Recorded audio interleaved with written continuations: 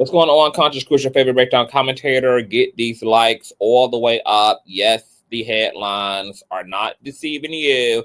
There is a lot of allegedlys that we are about to talk about, so wake that ass up.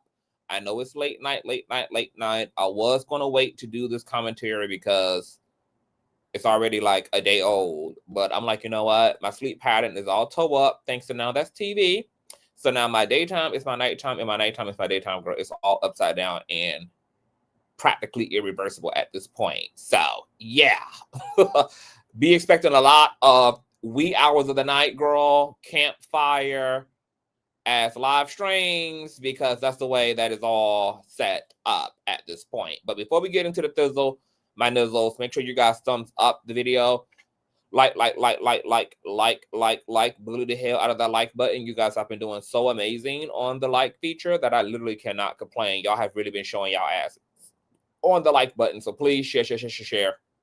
And like. Also, if you appreciate everything that the King does here, you can always donate to the platform by $signing Consciouztv on Cash App and or PayPal.me/Consciouztv. Conscious spelled just how it is here on the platform with the Z on the end. Thank you guys in advance so much.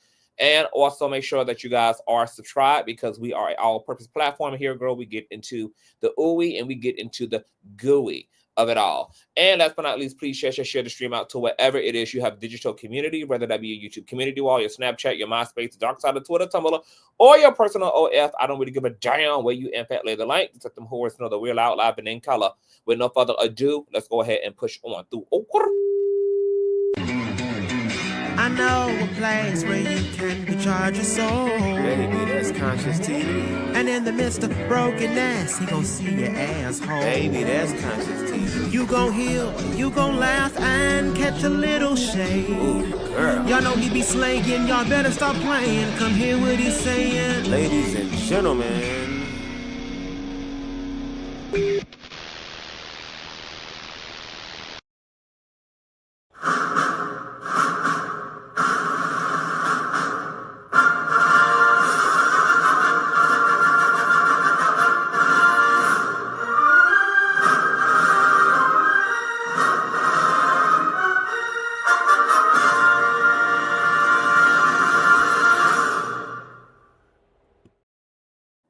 What is going on, Conscious Crew? Grand Rising. I don't want you guys to be too spooked, because Kerrion may be trolling, but nobody really knows. And we're going to get into all of the things that have been going on in the Kirk Franklin universe over the past and last 48 hours, because I have been intently following the craziness of it all. Before we go ahead and get into that, this is a live stream, you guys. This is not pre-recorded, even though it probably should have been, to be honest. And also, I just got out the shower, and I said, you know what? Let me just get myself together a little bit and go live, because I didn't wake up until like 7 p.m. thanks to Now That's TV. That has me in a chokehold, which is crazy to me, because I just pulled out all of my support out of Zeus, girl. I've been pulled out of my subscription to them monthly, because I just could not get with the exploitation of broken, poor Black people anymore, and give that slave plantation any more of my click and view or my coin. However, the devil led me right into Now That's TV accidentally, girl, when I call myself doom scrolling through Facebook Reels, and they had like a little excerpt from this reality show on Now That's TV, which I have not paid any attention to since its inception, even though I know that like Diamond the Body and Ivory and all them folk come up out of the Now That's TV universe, girl. But when they put an excerpt from a episode of Dollhouse, bitch, I went down a rabbit hole that has had me up for 10 motherfucking hours. Okay, girl, I done went over there to Now That's TV, girl. Subscribe, girl. Get them people my money, girl. I've been binge watching the foolishness of it all, and I am actually shook, girl, because I thought that it could not get lower than Zeus. Now That's TV, girl, is Zeus's little other evil twin sister, girl. Okay, like it's giving Bonnie and Clyde.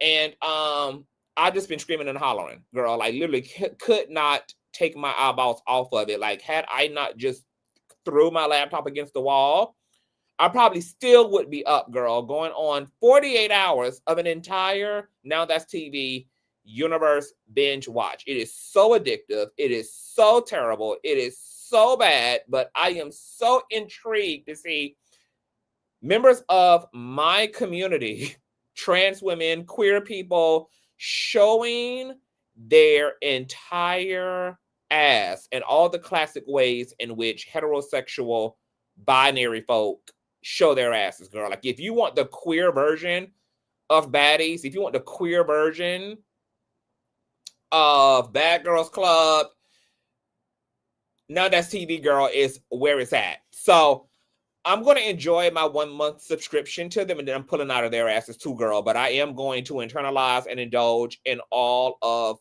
that terrible, terrible fucking content, girl. But it's also slightly iconic, bitch. I got so many mixed emotions seeing my community members, girl, give it up. You could tell, girl, Black queer people have been waiting on this shit forever, girl. It's a mess, child. Like, y'all pray for me. Y'all pray for me, girl, because Now That's TV got me in a chokehold real bad. And I ain't even want to admit to it, girl, but it just do. But 1 month, y'all, we gonna binge 1 month of Now That's TV, and then it's done. It's done, girl. We're filing legally for a divorce. No separation, girl. Full on divorce. We're pulling out, but 1 month of straight indulgence. Yes. Now, also, I don't know if I have other content creators in the chat or who would catch the replay, child, but lately, right before I go live, my house becomes haunted. I'm a night owl and I vamp anyway. I'm usually kind of up around these hours twirling and being a fucking Christian witch and shit and making potions and casting spells on Donald Trump and shit. So I'm accustomed to nighttime lunar activity. But lately, right before I go live, my house wants to creak. The floors want to fucking vibrate. Shit want to start falling over and sliding across counters and things. Like, right before I went live, I was sitting in here gearing up, girl, to give it to you all. And then all of a sudden, shit just started popping off elsewhere in my home. And I'm in my studio. Now, I just came from out of the main part of the house. And everything was fine. As soon as I sat down and I'm about to click on live, girl, the house got the ghost busting. You know, I don't know why my house does that. I don't know what the fuck is going on. I don't know whether that's my ancestors, girl. You're trying to keep me up off this messy ass internet by any means necessary, girl. So they go to throwing my damn good china and shit up against the wall. I don't know what the tea is, but I know that my house, girl, really starts to feel itself. It becomes one of them ones right before it's lights, camera, and action. So I may have to douse this motherfucker down with some holy water. It's been a minute since I have spiritually cleansed my home. Anyway, it's probably long overdue for a spiritual wipe down, girl. So I'm gonna have to give me some ammonia up in this bitch and get through that book of Psalms, girl, where all them Christian spells at, child, and get the thrashing and running the devil and all his cohorts up out of here.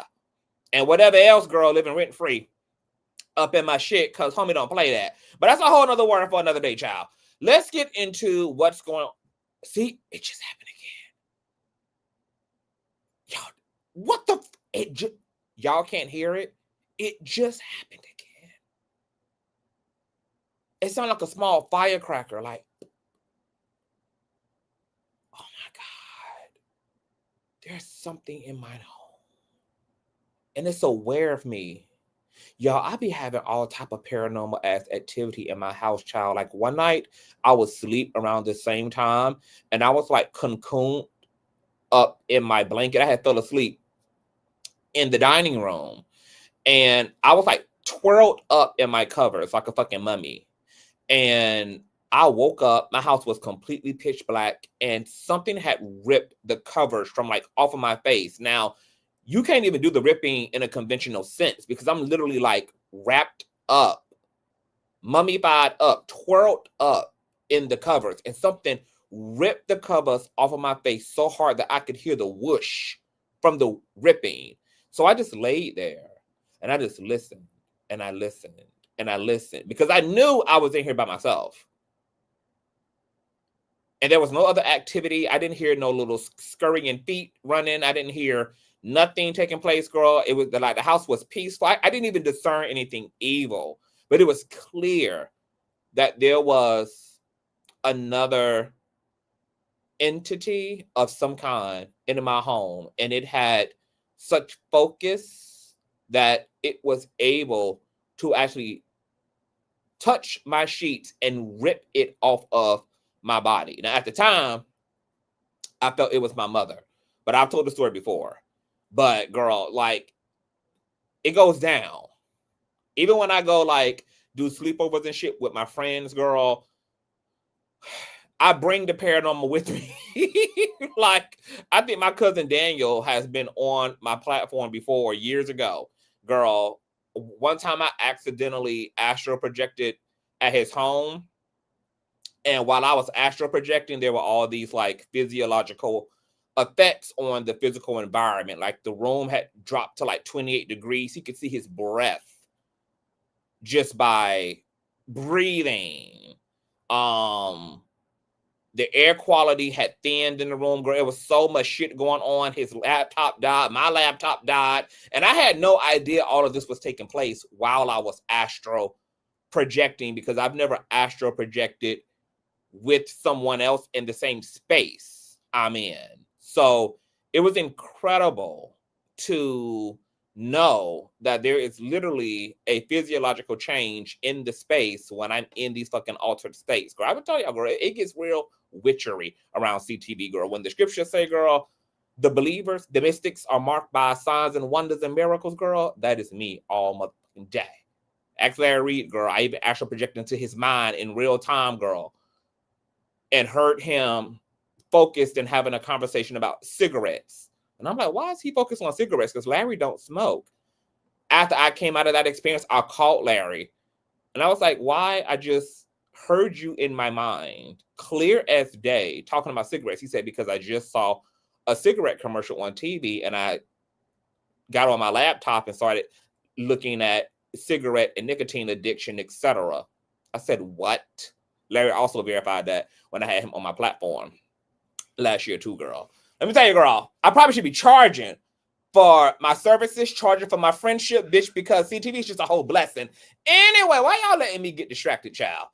Kirk Franklin's son, Kerrion, who is no stranger to trouble. You guys know we spoke about Kerrion a few years ago when he got locked up.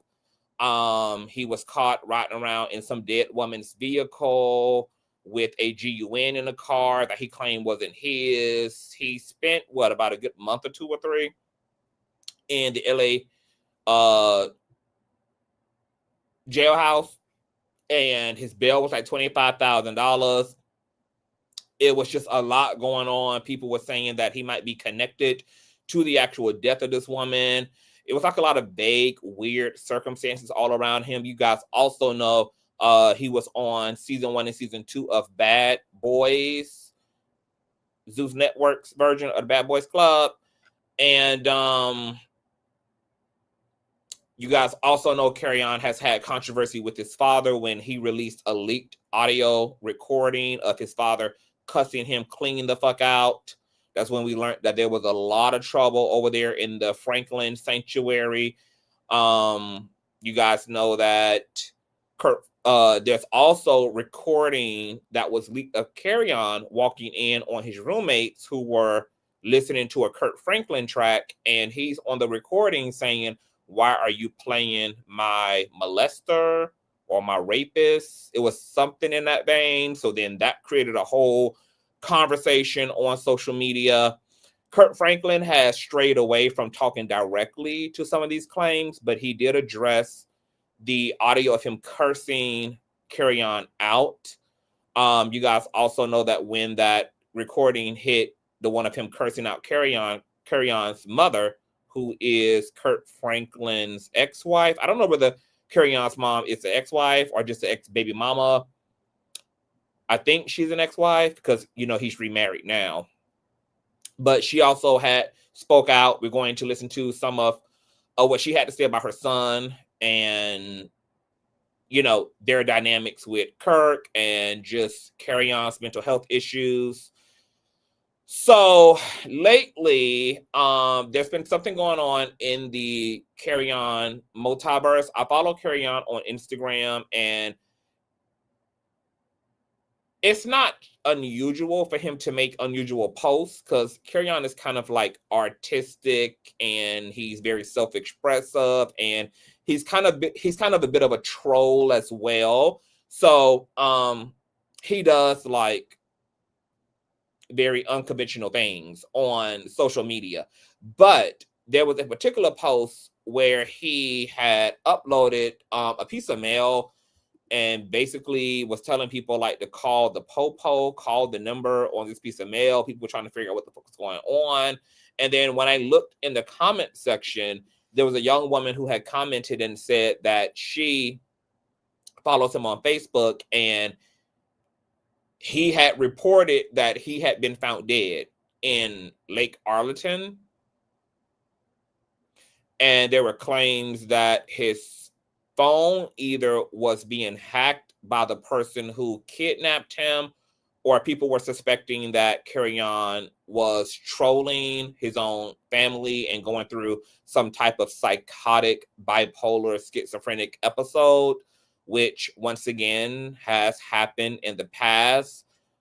And it's been 2 days now, and there's still kind of been no word or no further activity on his Facebook. So nobody really knows what the fuck is going on. But I'm going to show you guys what's been going on. So I went and did a lot of screen grabs on his social media and show you guys what his Facebook posts have been giving. Make sure you guys are thumbing up the video because the Kang is in fact working. And shout out, I wasn't expecting hundreds of y'all to be in here, girl. I thought it was just gonna be me and 87 people, but I see that y'all just as nosy as I am. So hello and thumbs up to the Conscious crew. So check out this post here, okay? So this was a post 2 days ago, that was 2 hours ago, where he said, last seen at lake making art feeding ducks at y'all, talking about mental, hashtag health, math men in mathin, hashtag we all lying. So he had reported his own self missing to social media, or someone.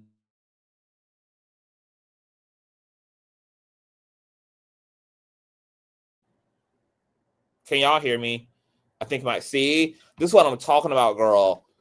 The spooky shit be happening. Can y'all hear me? My internet just went out.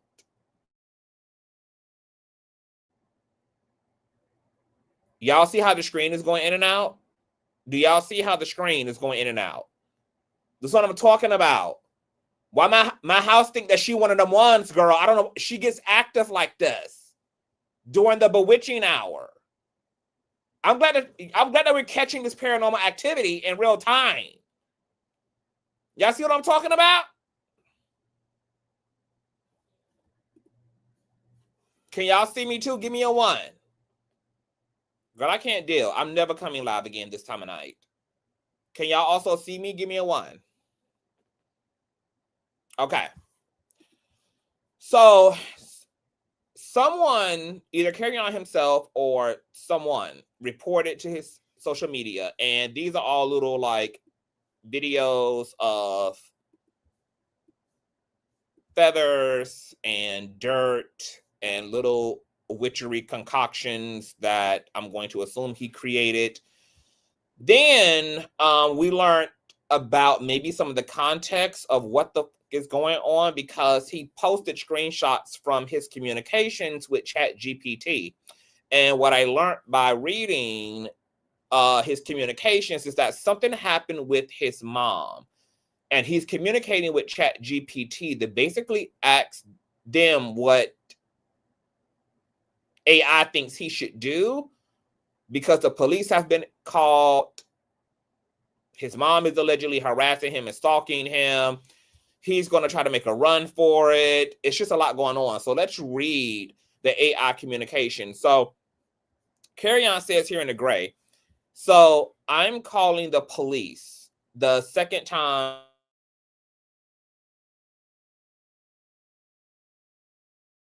Going in and out. This is insanity. This is insanity. Did it just blink? Is it blinking out for y'all or blinking out for me? I don't understand.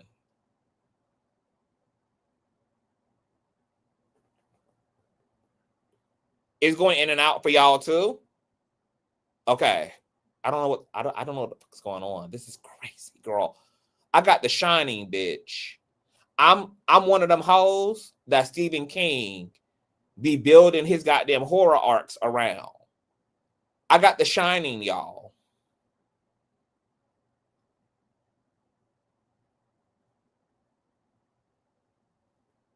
Hold on, girl. Right, intersex. Plead the blood, girl. I'm shining right now. Girl, I done raised the motherfucking dead, girl. The energies are energying around me.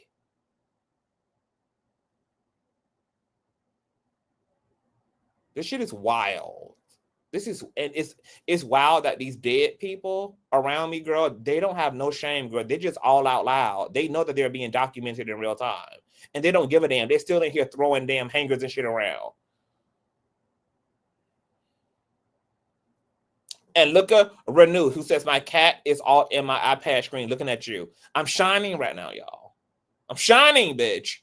Great. Y'all pray for the king. Okay, he says to ChatGPT, so as I'm calling the police for the second time at 4:15 p.m., my mother and an unknown passenger have followed me to my current location. She is beating on the window at 3500 Sycamore School Road, Fort Worth, Texas, United States, 7-Eleven.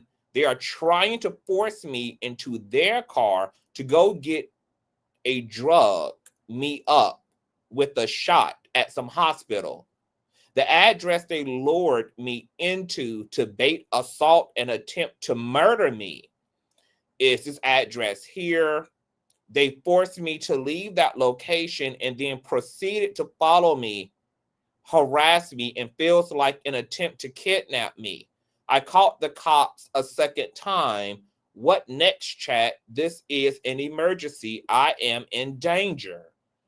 So then ChatGPT tells him to call the police right now, which I found this whole exchange to be so tragic that Kerrion, whatever he's going through, whatever he got going on, that he's obviously in a very lonely place in his life, that in his state of crisis and distress, he had to rely on ChatGPT and not an actual human being in his phone.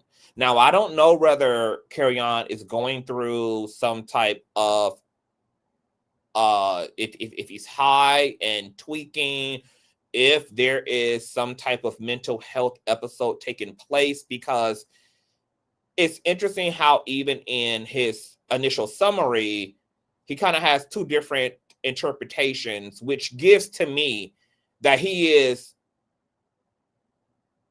something is imbalanced in the brain. Because on one hand, he communicates to ChatGPT that his mom and this unknown person are attempting to get him hospitalized. They're probably attempting to get him into a 5150, telling him, hey, you need to go see about a doctor. Whatever has been going on in the day, whatever's been transpiring, girl, is led to them reacting in this way to encourage him to seek medical help, to seek psychiatric treatment. He's aware of that. But then he also equally simultaneously turns around and communicates with ChatGPT that they're trying to murder him. He has two opposing narratives that he's communicating to ChatGPT. That my mother, thank you so much, Scorpion Chronicles. It's our month, child. Shout out to the Scorpios. So he's communicating to ChatGPT, girl, on one hand that his mom and this person are afraid, they are concerned, and then at the same time feels that they're trying to murder him, child. Then the communications go on, because now he's, he done fled the scene from where they quote unquote lured him, and he says after ChatGPT says call 911, he then says they keep honking at me while I'm on the phone with the police. The incident report number is this number here, taken at 4:40 p.m. Please keep all notes to turn in. for the rest of the necessary actions, I got the hiccups, y'all, to press charges and close this case. I'm thinking about leaving and seeing if they follow me to another gas station. Do you agree to this action? So he's asking ChatGPT to store all this information and asking ChatGPT, girl, asking Miss Siri, asking Miss Alexa if what she thinks about him peeling off to test if they're going to follow him. Miss Alexa, girl, says, Kerrion, no. Do not leave or try to test if they'll follow you. That's dangerous and could escalate the situation. Here's what to do right now, step by step, based on your incident report number. Stay put and stay visible. Stay exactly where you are at the 7-Eleven. Stay inside the store. Ask the clerk to lock the doors if they can. Tell the dispatcher you are still being harassed outside and they are honking and attempting to intimidate you. So, girl, give it up to Miss AI, girl, because, girl, she's really giving first responder. Girl, she's really in her police dispatcher bag. I'm impressed by ChatGPT's feedback. Then he posts this and says, yes, tell me exactly what to say and force yourself to say it and ask in as few words as possible, the absolute minimal. So ChatGPT says, absolutely, Kerrion. When police arrive, say this clearly and directly, nothing extra. Quote, I'm the victim. Here's the incident number here. They followed me from this address here. They tried to force me into a car and are still harassing me. I believe it's attempted kidnapping and assault. I want to press charges and file a protective order. Then ChatGPT tells him to then hand the police his ID, any recordings, texts, and correspondences, the license plate and or car description if Kerrion has it.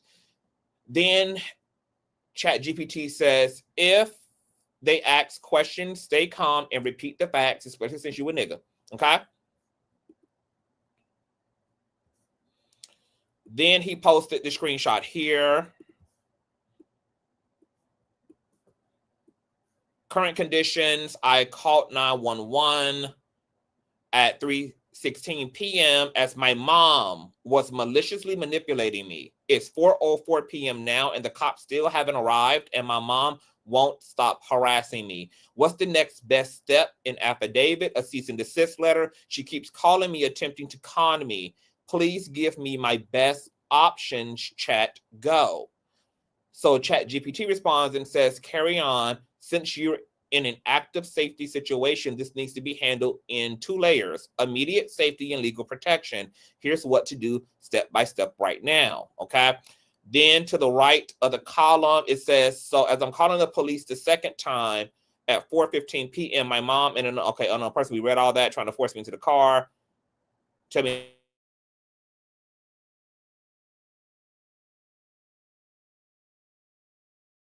is Jesus Christ. I'm over it.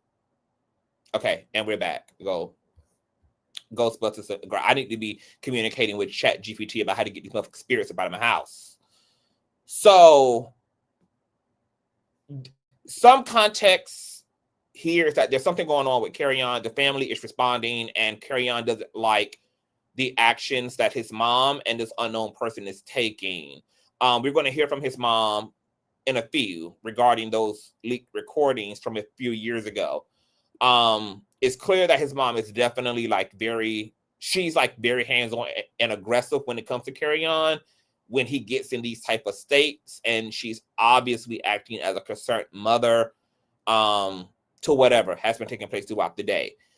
Then he says, he captions one of his communications on Facebook with, so who's going to actually just say or do or press the right play, pause, or just say stop.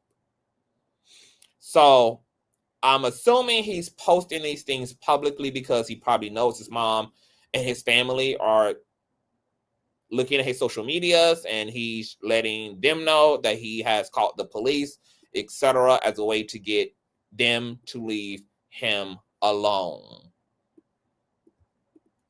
Then he makes his post here, which is why some people are saying that he may have been kidnapped, and whomever this person is that has Kerrion has hacked his phone, or some people are under the belief that he's the one creating all of this mania and chaos himself. But he says this. So his page, as in he himself, and his phone was never hacked ever. Nobody has ever seen anything in Kerrion's phone. And then this is a post that you guys can see here. This is a partial post where you can see that they just found Kerrion dead at Arlington Lake, I think is what it was. So then I looked at the comments, and someone named Mimi B says this. So I'm trying to understand how you got the phone, but you can't go check on him. Did you go to the lake and take it? And ain't nobody finna guess who the fuck you are. If I do find out, I'm calling the police on you because it might be a homicide. So this person is suspecting that maybe something has happened to Kerrion, and this person has found some of Kerrion's belongings and is using his social medias to, I don't know, to create all of what's taking place. Another person says, and replied to me saying, because it's him, girl, the only person it could be would be one of his personalities. Prior to today, go read his posts. He does stuff like this every other day. He needs help, but because he's of age, he can refuse help unless he's a harm to himself or others. Meme then says, at this point, isn't he to claim to be not here anymore is a threat on your life if it's untrue. And this may be why the mom and this unknown person were making very much so physical strides to get him to go see about himself. Then Kerrion comments and says, silence is consent. And someone named Shishi Jackson says, man, go sit your crybaby attention-seeking ass on. Go seek Jesus, not your daddy and mama. The fuck? Then Kerrion posted under that and says, and to the I'm calling his father post, hashtag Kirk don't call Kerrion.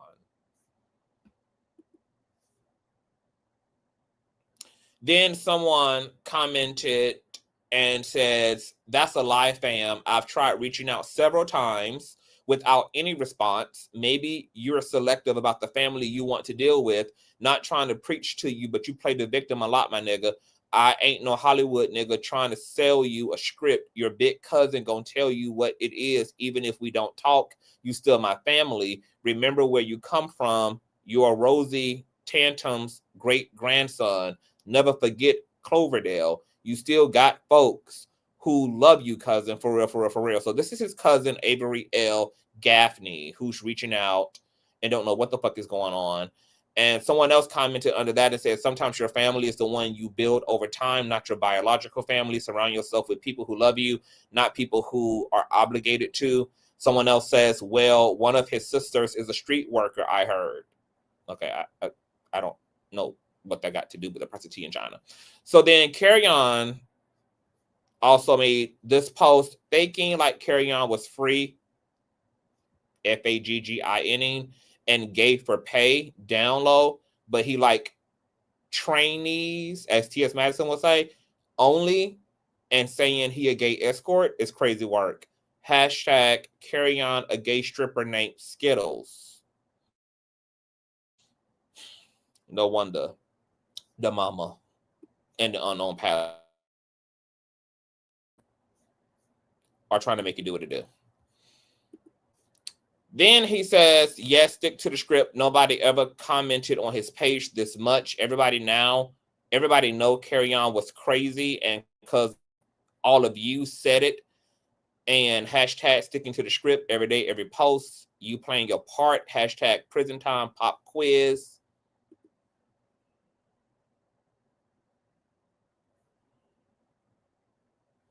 As long as you guys can hear me,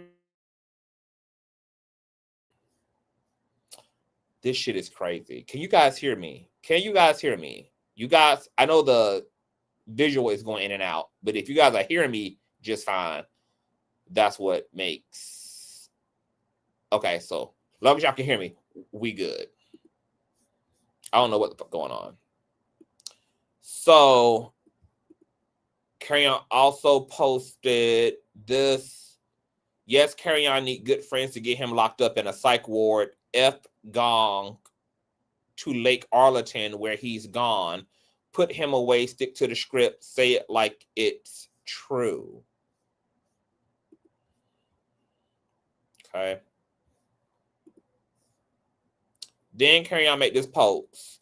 Fake trans women and strong, rough looking might be real hoes calling Kerrion. Phone and making mental health posts on his page. Hashtag stick to the script. Everybody say it again. So this is why some people were believing that his phone was hacked, because people were just like, what? Does somebody have his phone? Is he hurt somewhere? And some 14-year-old got his shit? Or has he been kidnapped? Is he being held hostage? Is he the one doing the trolling? What is all of this? He says they just found Kerrion dead at Lake Arlington. Someone named Erica says, bro, that ain't funny. Please go find your meds and get stable. You guys see here, it had 118 shares on Facebook.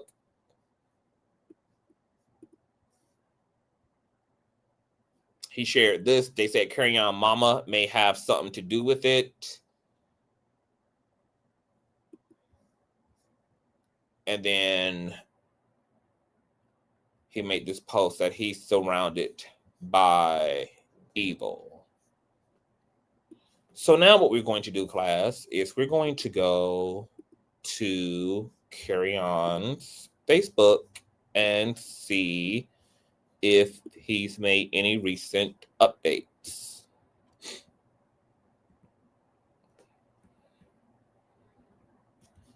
And let me share my screen here so you guys can follow me, and please thumbs up the video.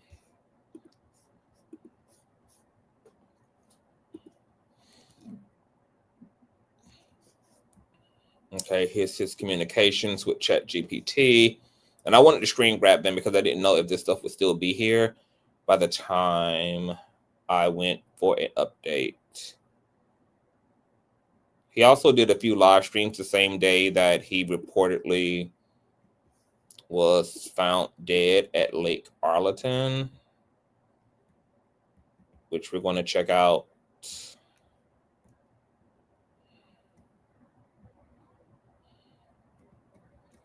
Everybody is right. Nobody ever called Kay a liar, though.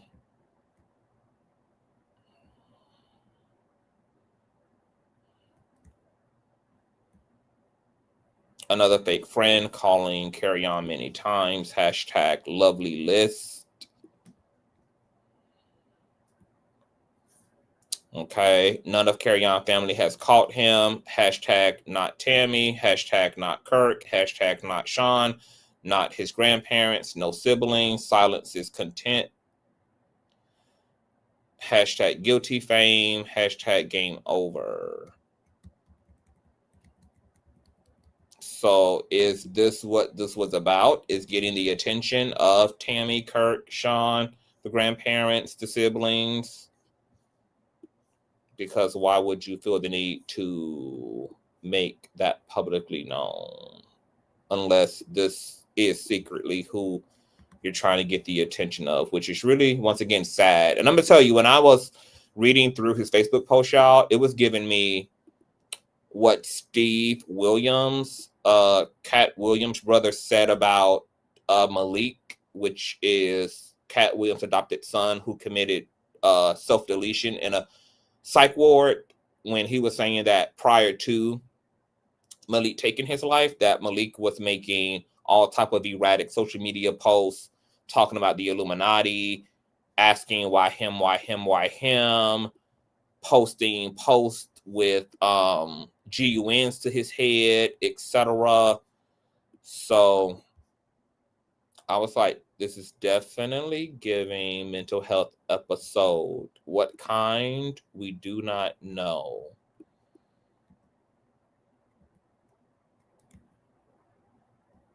Faking like Kerrion was a free. Okay, we read that. So who got his phone?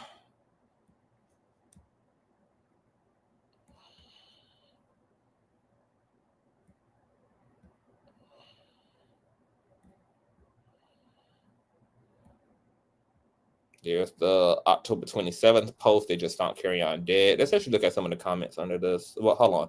Let's go to this live stream first, because he went live on the same day that he allegedly was found dead. I guess this is actually,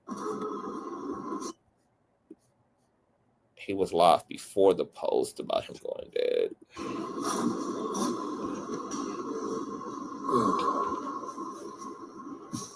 Shit. This bitch on 1%. So real quick, I don't have to wear shorts in the store because I'm Lucifer.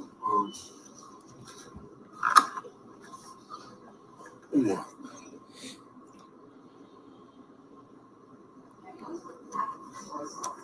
Y'all see that shit? Like,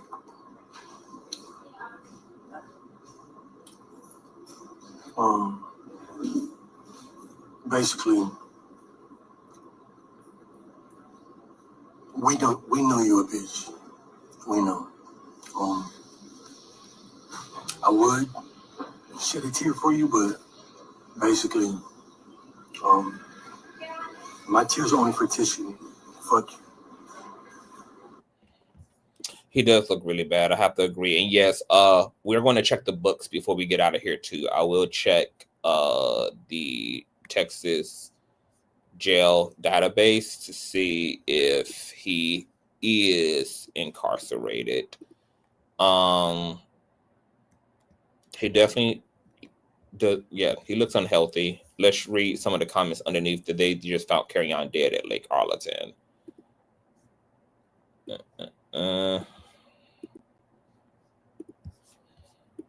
This is nuts. I have family members who have had, who've suffered from mental illnesses and shit. So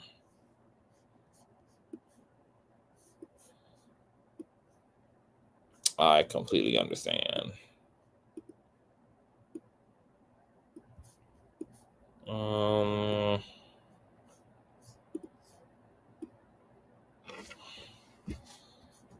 Check Tarrant County Medical Examiner. Okay. Someone says, bro, this ain't funny. Please go get your meds and get stable. Somebody says, what? Better stop talking like that. Somebody says, RIP. Someone else says, the fuck? I hope this isn't true. What the hell? Wow, stop playing. This isn't funny. Kerrion. Don't do that. Don't post for attention. I pray this isn't true. Y'all stop saying RIP. This ain't true. Somebody said, don't do this. Someone says, I'm out here with my sneaky link. I see one law posted up, no action. People are saying, stop playing. Somebody else saying, take your med. Someone else saying, I'm starting to believe the allegation, shaking my head. You know what the fuck going on. Someone else says, seeking attention. Can't be real. Now I'm about to call him now. People were calling him. They weren't getting any answers. He wasn't communicating to anybody, but his social medias continued to upload even after his post. Somebody called Kirk Franklin. Enough is enough. And I agree that this should be enough for someone to be forcibly submitted to a 48-hour psychiatric hold and a psych evaluation, because obviously somebody who is grounded and well does not abuse their social media privileges this way and does not. I mean, this is obvious a cry out for attention, or this is the result of something wrong in Kerrion's emotions and mind. People saying you need help. I've been saying this man is crying out for help. Something has happened to him and he doesn't know how to deal with it. I'm praying this isn't true, and I'm also praying for him. I don't know. I saw his he might have been on some drugs because his eyes keep rolling around, man. Shit, I hope he's okay. Oh no, this is super tragic. I'm sorry to the family. My peace. May peace find you. Pray this isn't true. This isn't true. So yeah, everybody was just like, what the fuck is going on? And nobody knows what the fuck is going on. There's the post, I'm surrounded by evil. I used to watch women want to make men straight. When did y'all start to enjoy trying to make us more fruity? I want a selfish slut, a black cat demon. You good girls are gone. Please exit Eden. Girls, really keep coochie from me because men want me. Y'all weird for life. For that, you can never come back. So his post started to also, prior to the being found dead at Lake Arlington, we're getting kind of like more sexual, and it appears that, like a lot of people who self-medicate their issues either through drugs, sometimes they self-medicate also through outsourcing for sex as an outlet to get those endorphins and serotonin hits to the brain. And it looks like he was having some trouble getting a hold of some sex because apparently he's being stigmatized as a bisexual man. Here's a post saying how many crashed out today on the 26th. So this is the day before the being found dead at Lake Arlington. The whole club lost in slow-mo. All them itches behind me slept with me to unalive my future, and niggas think they about to get a chance to be around me next. Watch the throne. If you're not black woman who sell nigga souls, hit my lines. Your first red flag is forever though. Exit Eden immediately. Watch me whip, watch me nay-nay. I'd rather stroke the slippery slope than sleep with you miserable monkeys. Hashtag Lube Skywalker. Not Luke, but Lube Skywalker has left the building. I'm so glad I get to see my joy watching all you losers line up forever to F me or fame me. Stay right where I'll want you while I whip this out. I eat every evil. Y'all really felt for the last play. Everybody exit Eden. So I'm going to sit back, bake a few more biscuits, watch all you weirdos want to play bumper cars. I've already walked through hell 3 times. I'll do it again.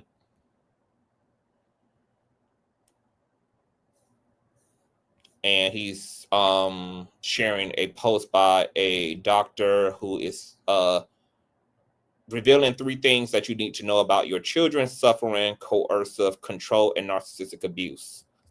And we already know something's going on between him and his mother.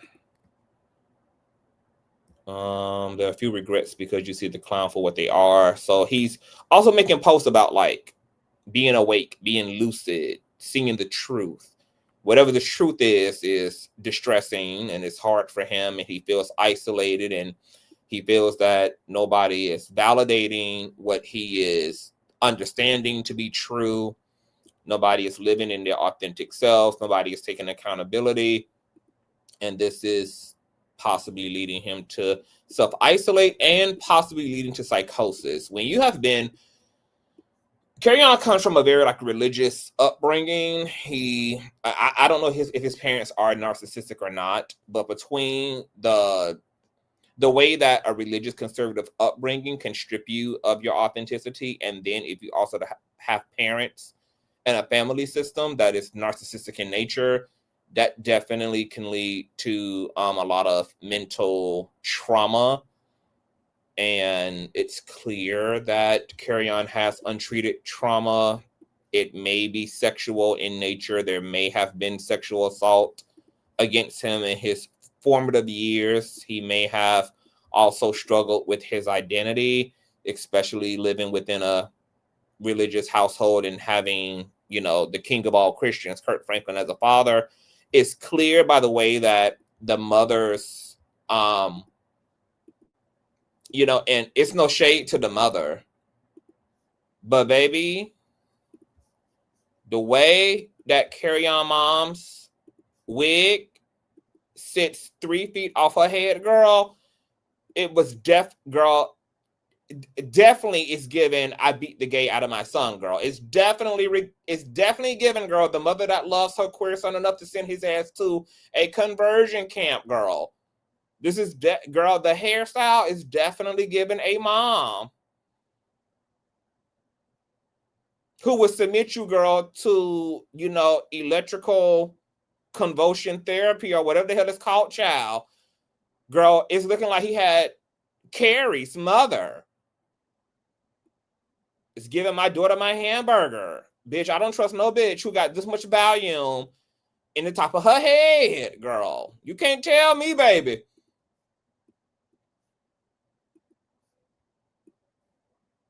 That she was affirming his authentic self, girl. Definitely it was given that you ain't gonna have cell phones. You're not gonna, you know, watch BET until you're 18.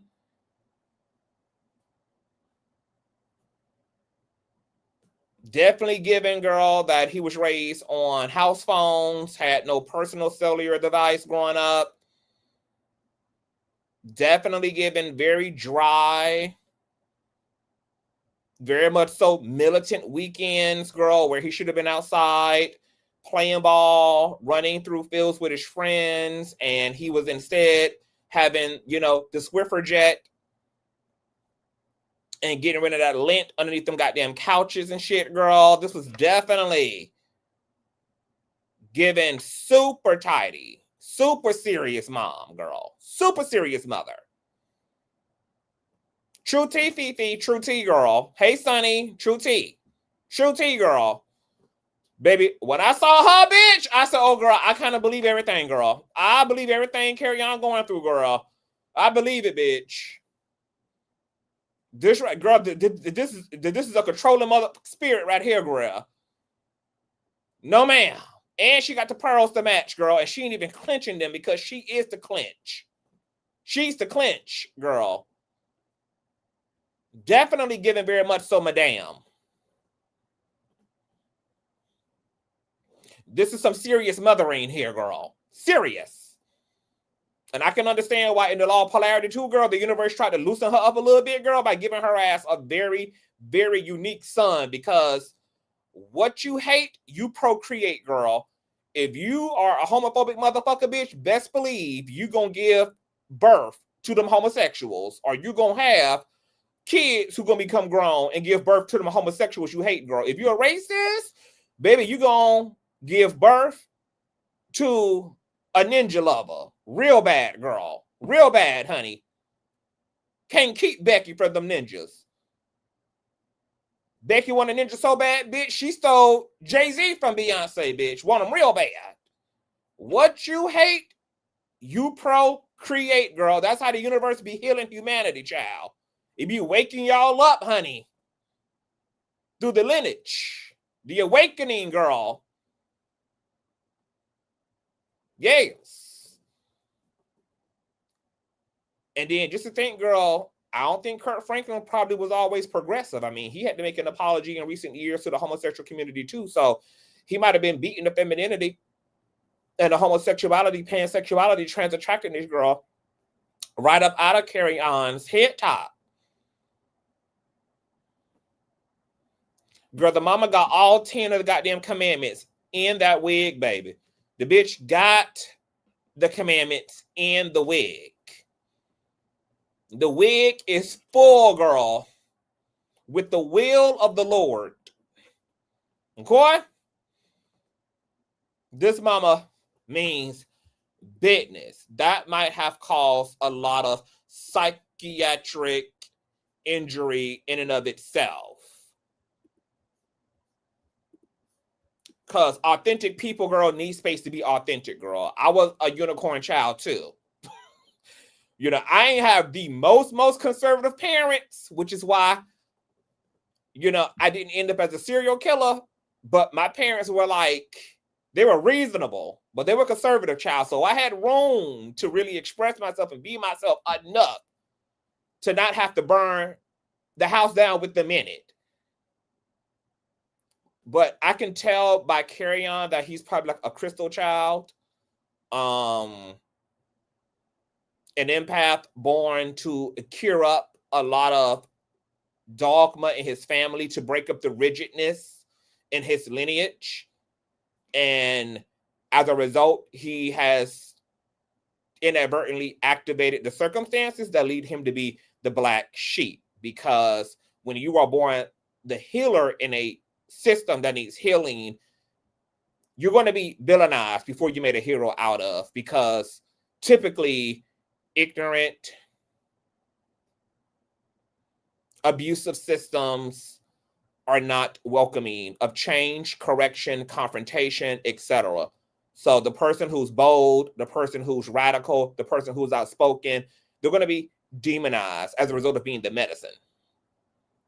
So sometimes, though, when you're not aware of your identity and how you've been marked by spirit, and you don't understand the agenda and the assignment in your life, the way your community, your family, and people treat you, unbeknownst to you, you will internalize that, thinking that that has to do with you.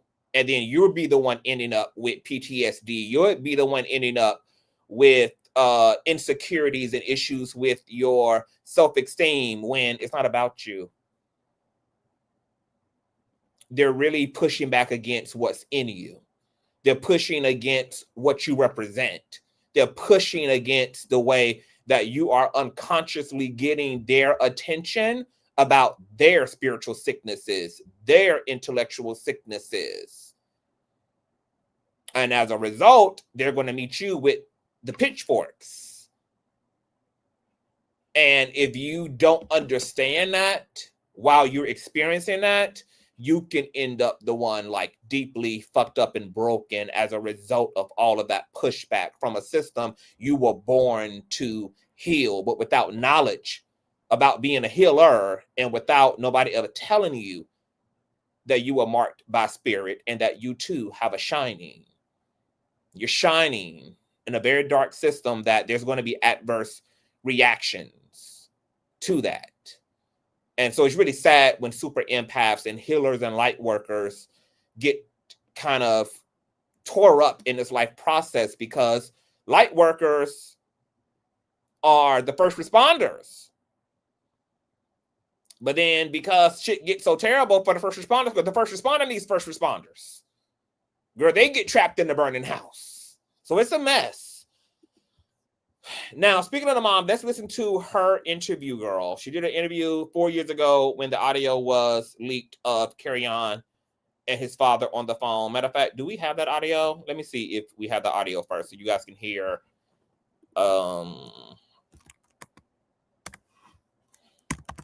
Kirk Franklin leaked audio. Just to refresh y'all memory, child. You guys, thumbs up, thumbs up, thumbs up, thumbs up. You guys should share. I might do a whole video, y'all, at some point on, you know, the whole black sheep archetype and all of that, because people need that. People need that information. Let's see here. Is this a recording?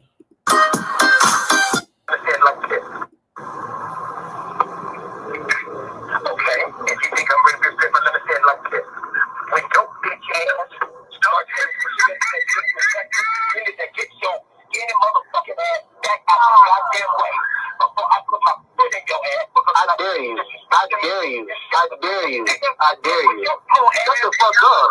I'm old.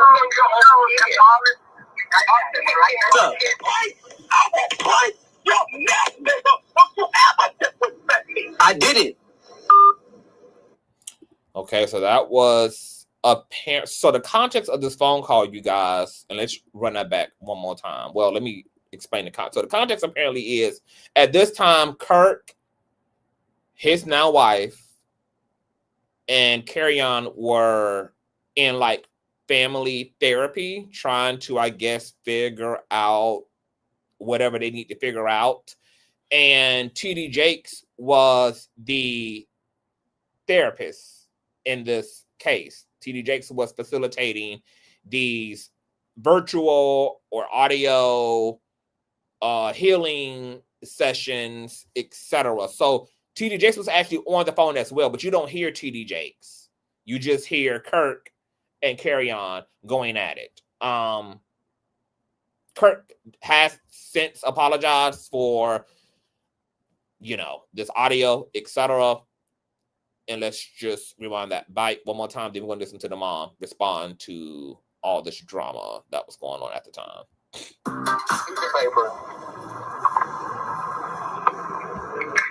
Okay, if you think I'm bringing this paper, let me say it like this. When your bitch ass starts you need to get your any motherfucking ass back out of the goddamn way before I put my foot in your ass. I dare you. I dare you. I dare you. I dare you. Shut the fuck up. I'm old.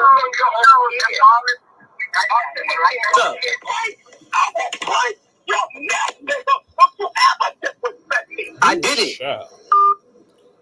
Baby, whatever Kerrion is doing, girl, he was trolling the worst out of his people, girl. So this is the mom. Check out what she had to say. First, you know, the most important thing is my son's soul. And I've shared some, when we gave Kerrion when he was 16, we gave him a rite of passage ceremony. And I shared these same sentiments with Kerrion then, and I feel it befitting to always start with God's word first, because my son's soul is most important to me.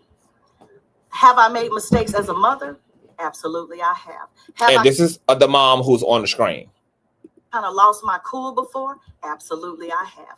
And I'm pretty sure if Kerrion has some audio on Kirk, he may have some audio on me. So I'm here so we can go on and flush it out. And while we're flushing it out and while we're dealing with it publicly, then maybe we can also bless some other people along the way to say, hey, this is how we've done it. And sometimes it's very difficult. Sometimes we lose our cool. We don't condone violence or threatening, but discipline is important. And sometimes when somebody say, I am going to beat you, that don't literally mean they're going to, like beat them where they have bruises, cuts, broken bones, where they have those type of things. That means I'm going to discipline you because you're out of line. And, in our culture, we always say it's better that I do it than have you go into the world and have a police officer do it. You know what, Erica, and thank you for saying that, because in dealing with my son, I would rather have his father talk to him, toil with him, tarry with him, and deal with the mama literally is like the black version of Carrie's mom. Even like the religiosity of it all.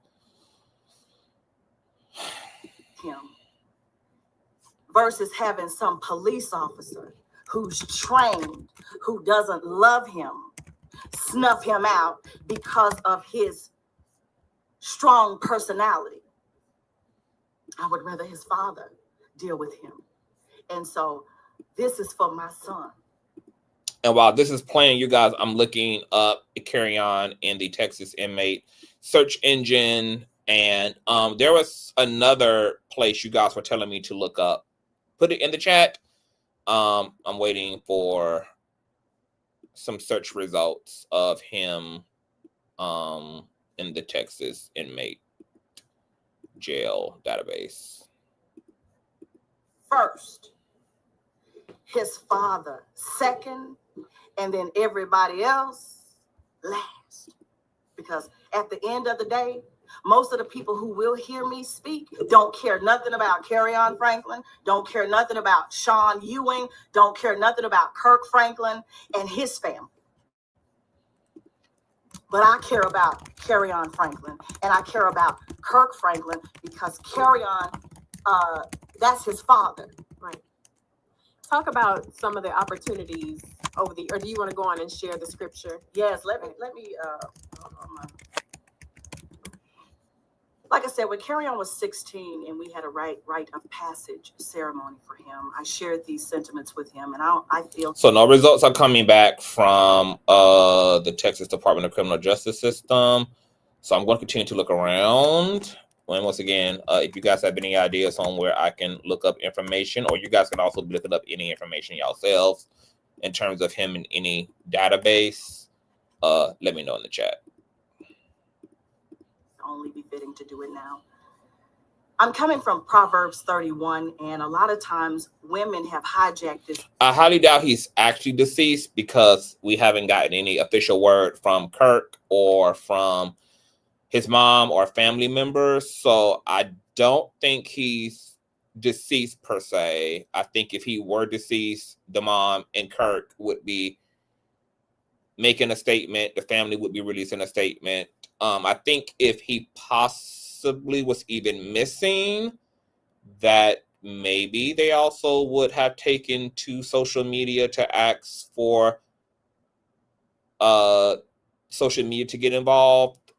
Or maybe he is missing and nobody has heard from him, but they're not involving the public yet. You know, we just don't have any answers, really. So I don't know what's going on exactly. And they jump down to verse 10. They skip the first 9 verses. I'm not going to go through all 9, but I'm going to read the ones that is important. It says, Proverbs 31, the words King Lemuel, the utterance which his mother taught him. This was a book of a mother talking to her son about women, ways that destroys kings, and drinking too much of a wine and a strong drink. That's what I want to do. Yeah, there's no information about his death either. All of this is coming directly from Kerrion's on social medias, but there's no other outlets, or I'm not seeing any posts or anything.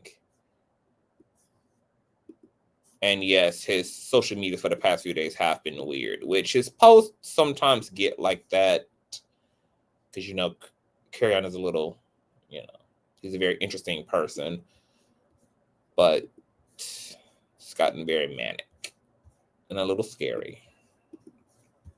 What, my son? And what son of my womb? And what son of my vows? Well, she started out talking about what son? I'm hearing some chatter here. But most importantly, the relationship is important because you are my son. Right. Now, most scholars here, Erica, they don't really say who King Solomon was, but that's not really important. This mother who was talking to her son, who was a king, had a conversation that needed to be had with her son. And she says, and what son of my vows? So let me stop right here because I got to. Oh, girl, I just wonder what was it like growing up between this mama and with Kirk, because both of them clearly are very Christian, charismatic ass people, and something that can be really exhausting and defecating when you are brought up in a religious household is having parents who have no emotional intelligence. They don't know how to be human. They kind of always are performing Christianity, and they're very preachy, which can make their relationship and some of the exchanges, even in your time of need, feel very robotic and mechanical, because everything is just Bible, Bible, Bible, God, God, God, God, God. And obviously, if between the two of y'all, God was actually here, then there would be no trouble to be found, obviously. Never been married. So a lot of people say I was divorced. I can never be married. I mean, how could I be divorced if I've never been married? Right. Kirk and I had a child out of wedlock. Okay. But here, when she says son of my vows, that can mean two things. We don't know if this woman was married. This whole interview, is supposed to literally focus around her son, what's going on. And she is here literally preaching Sunday school. This possibly gives us a glimpse into why Kerrion may have resistance and defense mechanisms built in place against his mom, even if she's being well-meaning right now, because he may be going through a mental health episode, or this may be a result of the side effects of any drugs he's on. But because he's so used to not being heard, and he's used to her hearing herself and making everything about her, like most religious conservative ass parents do in their unconscious narcissism.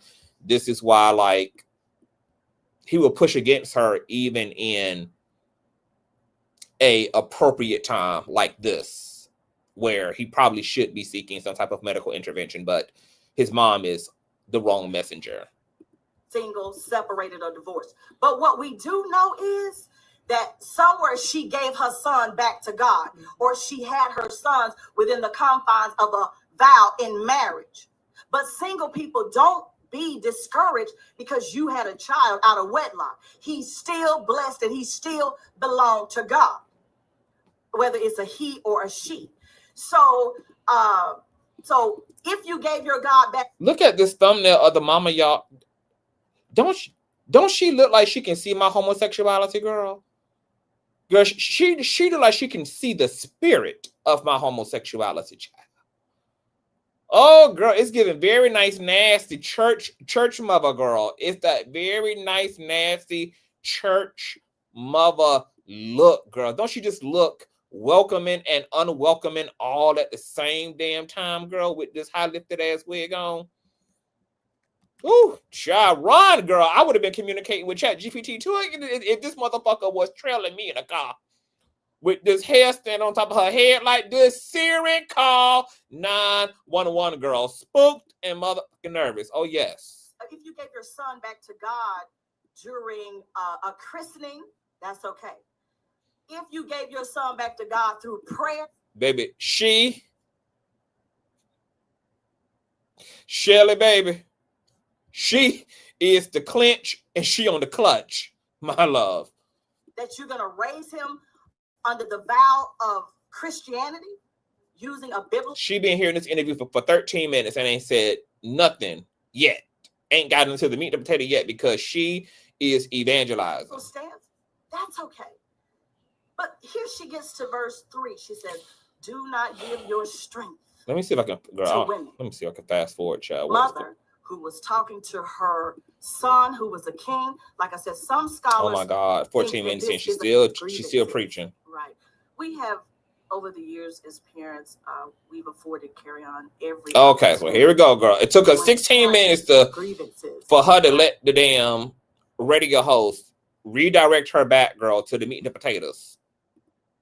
She's probably gonna slide off into Christian Boulevard again at some point too. We have, over the years as parents, we've afforded Kerrion every opportunity. And when parents can afford their kids the opportunity to go to a therapist, go to a counselor, whether it's a psychologist, whether it's a psychiatrist, we've had godly men that we've tried to call to help us. TD Jakes. And whatever the reason at this point, we've always hit that wall of not being able to work through it. And so I've even afforded Kerrion because sometimes people would think, oh, well, you know, my dad has this, that, or the other, and he may feel that Kirk has some type of influence over the accountability that has to be held. I have insurance. We could go to counseling off of my insurance. You understand what I'm saying? Yeah. So that you can pick somebody that don't even know us. Just pick somebody. But I expect whoever comes in to hold not only Kirk accountable, me accountable. She definitely, unbeknownst to her, revealed her real intentions earlier on in the interview when she said there's been leaked audio. He may have some damn leaked audio of me, baby. So let's flush this thing out, child, before God knows what comes out about me. Definitely. She's here for herself first and foremost. Oh, I feel so bad for Kerrion. I feel so bad for Kerrion, man, because a lot of us know. A lot of us know how this goes, child. We know what these type of personalities are like as parents. We know the ins and outs, baby, of navigating this shit. As his mother and him accountable as a son, as a child. And a lot of people say, well, Kerrion is a grown man. Yes, he's a grown man and he's my son, that we're still working through some issues. See, he's still mine, whether he's 30, whether he's 40, whether he's 50. I'm not turning my back on him. And some men do it differently, because sometimes men will just, cut, their kids off. Now, I have my boundaries with Kerrion. And each parent should have their boundary with their kids. Because if you try to continue to just give and give and give, it sometimes can turn into, I'm going to tell you what to do. I'm going to live my life how I want to. When you're grown and you want to live your life how you want to, you have that option. But if you want my help, then you have to listen to some of the things that I say. And I want to listen to you. If I've hurt you, I know I've hurt Kerrion. I know Kirk have probably hurt Kerrion in some ways, being teenage parents, trying to maneuver through this thing called life. Now let's pick a pause right there, as she's being a apologist for herself and for Kirk. Remember, a month ago, Kerrion also shared an image of a bunch of scars on his back. And I want to show you those scars, because when it comes to Kerrion and his family, this happens a few times, a year, each year. So we never quite really know what's going on. Okay, so these are the scars he shared on his back. Now, well, I'll get into that in a minute.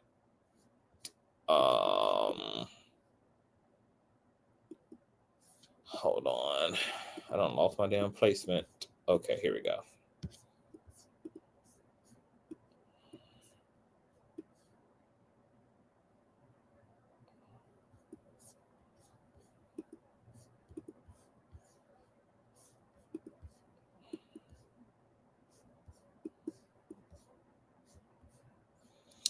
It says, hold on, girl. I done clicked up off of every goddamn thing.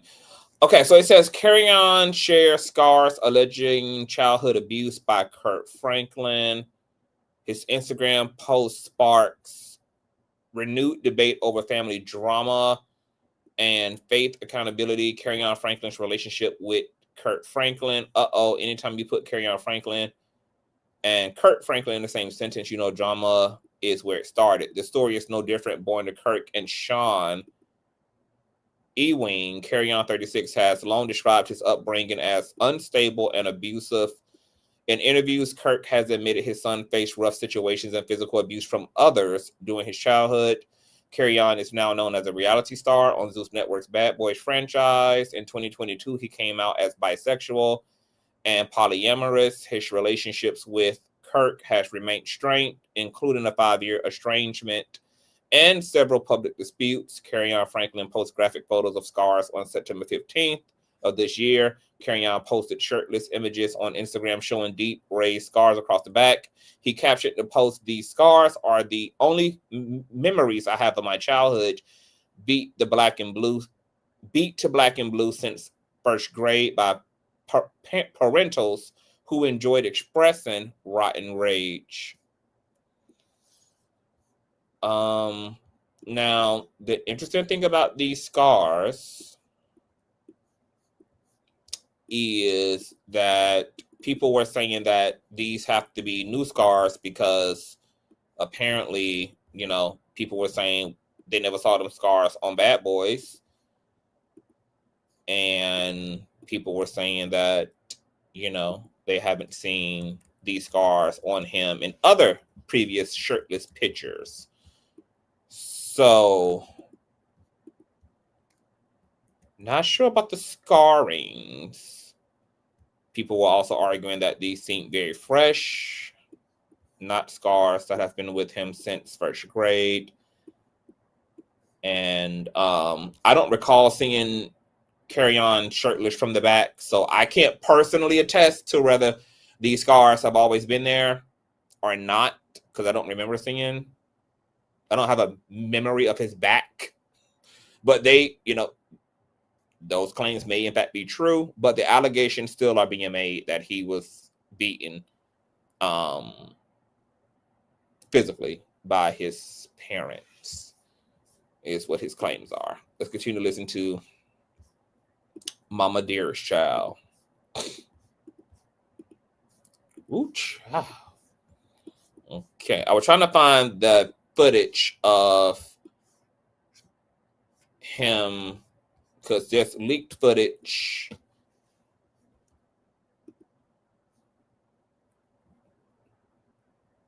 of his mom and his grandma also trying to stage an intervention. Okay, here it is. Check this out. I think Neighborhood Talk still got this up.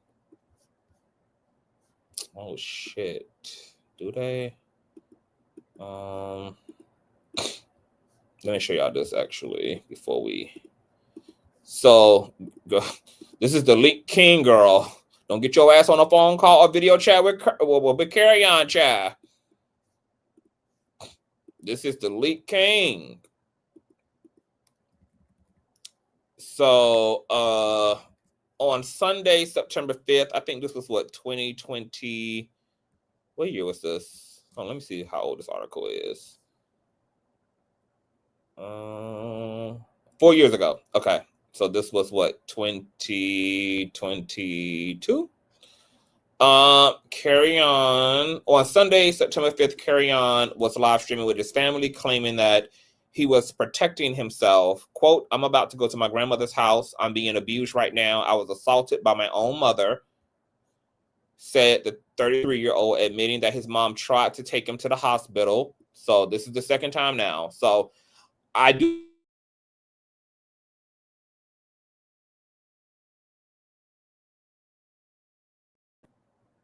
And we're back. Okay.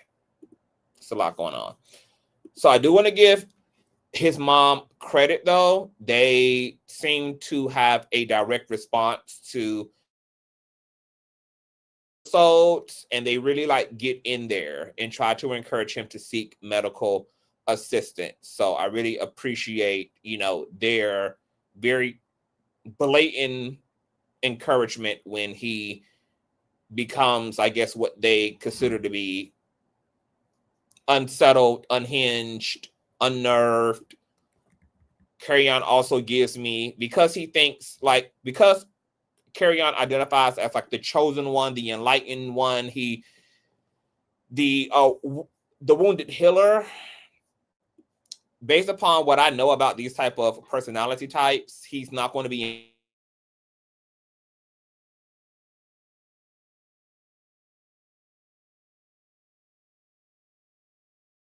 Can you guys hear me? This shit is sickening. I told y'all, girl, I'm shining right now. Can you guys hear me? Can you guys see me and hear me? Because my shit going in and out. Yes, okay. So because Kerrion is more on the spiritual side, he identifies as a wounded healer. I know he's also somebody who's not really inclined to get conventional help and participate in conventional treatment. So I can only imagine how defensive he probably gets when he is having a psychotic episode or having a mental health episode.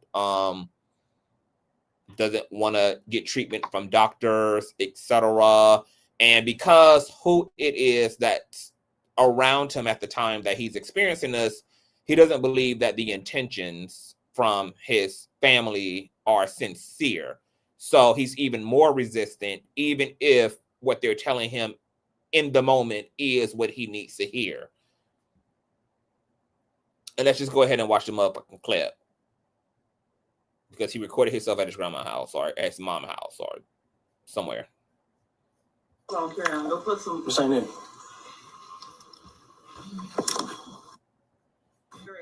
What's ain't it? Kerrion, go put some clothes Oh. on. I'm wearing clothes. I'm about to go to my grandfather's house. You don't need to go over there. I'm being abused right now. I've been assaulted by my own mother. This is on live. You on live, you guys? Yeah. You know what I'm saying? I'm going live just so I make sure I'm protected right now. Y'all let the world know. My mama did already assaulted me. They trying to take me to some hospital. This crazy. This crazy, bro. Now, this is almost a copy and paste of what was just going on a few days ago with him and ChatGPT, where he's saying, look, my mom and some person trying to get me to go see a medical advisor. They're trying to get me to go to the hospital to get drugged up. I think they're trying to actually unalive me. Da da da da da. I'm looking for protection. I'm being protected. You won't call the police right now. You won't call the police. Look. This is for my protection. Ain't no cameras here. You've already assaulted me. So just this is my mother. Yep. She trying to take me to a hospital, but she don't have no bond, no business with me, no relationship. This is crazy. Get off the phone. No. Can y'all hear and see? Can y'all hear and see?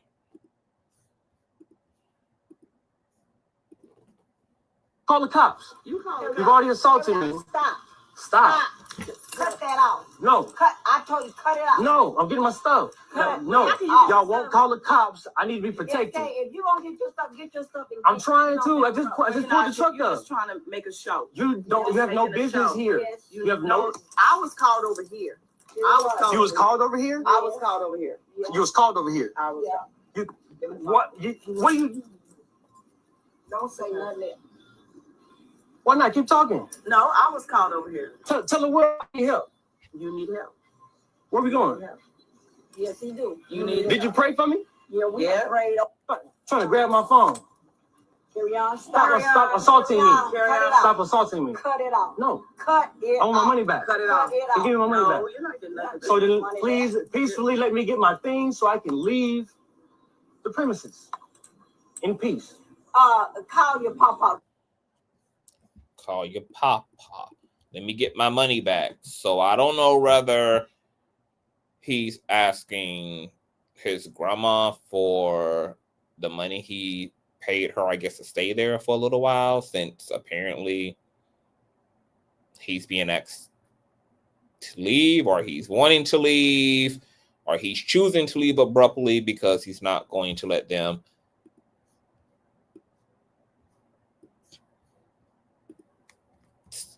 talk him into getting help or whatever it is. I'll tell him to come over here and get you. He's not coming. I'm a grown man. Y'all supposed to be family. Y'all have no faith. Y'all have no faith. That's ridiculous, bro. Put our hands on me. It's crazy. Assault me and want to tell me I need to go to the hospital, bro. It's crazy, bro. I should not be represented like this. This is crazy, bro. I'm busy. I'm on live right now for my protection. I get it. That's it, bro. I got 2 computers. Oh my gosh. This shit about to die, man. The proof's in the pudding. It's done. Okay, so that was another leak situation from 4 years ago. So let's get back to the mom's interview. Just wanted to, fill it in a little bit for you all of what they've all been dealing with when it comes to each other. And what is given to me is given to me that, because the mom admits that she hasn't been perfect. Kurt admits that he hasn't been perfect and that his son has been abused by other people, even though Kerrion is saying that his sexual abuse, etc., came directly from his father. That I'm going to reserve that, actually. Let's just get back to the mom's interview. The role of a mother or a father. We don't deny that. But we've given you want to, you have that option. But if you want my help, then you have to listen to some of the things that I say. And I want to listen to you. If I've hurt you, I know I've hurt Kerrion. I know Kirk have probably hurt Kerrion in some ways, being teenage parents, trying to maneuver through this thing called life in the role of a mother or a father. We don't deny that. But we've given you platforms to be able to do that. Do you feel like there is still a little resentment there, or any resentment at all? Resentment about? Can you?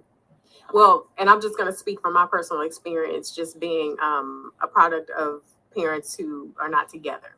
Do you think there is still, and this is looking at other families and seeing how, the unit is still together and intact, and you kind of feel out of place sometimes? I'm speaking for myself.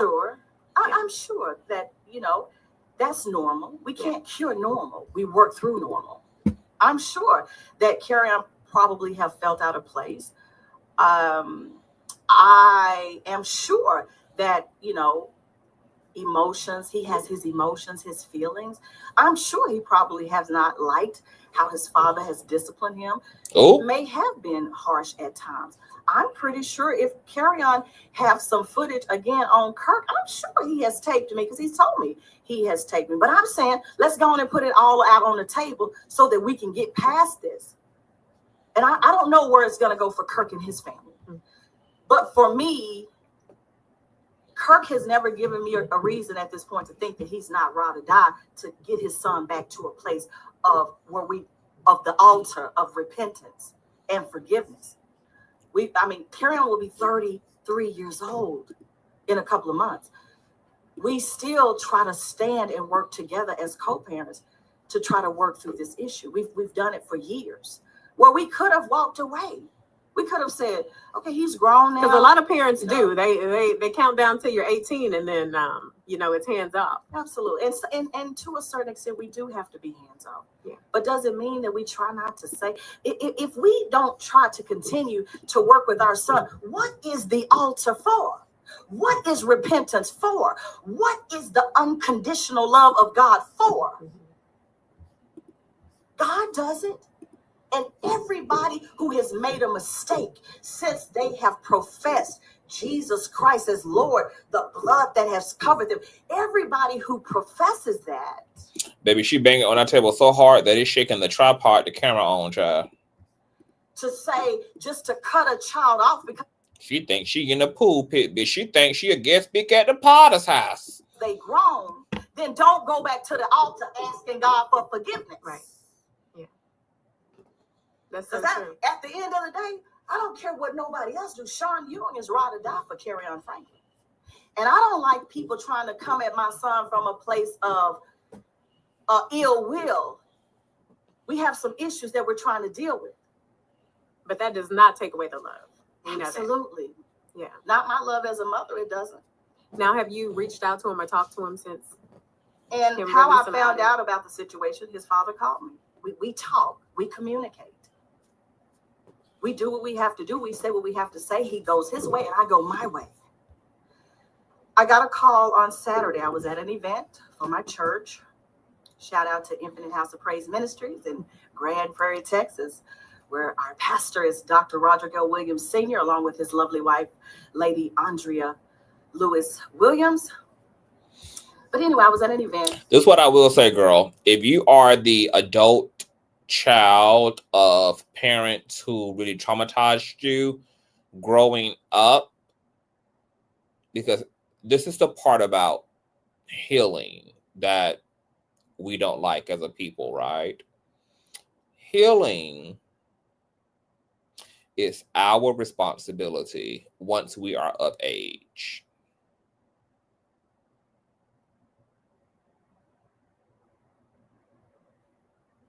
It means that whatever has happened is your job to take responsibility for and to repairing yourself, even if what you're healing is brokenness that other people caused, because that brokenness still happened in your soul.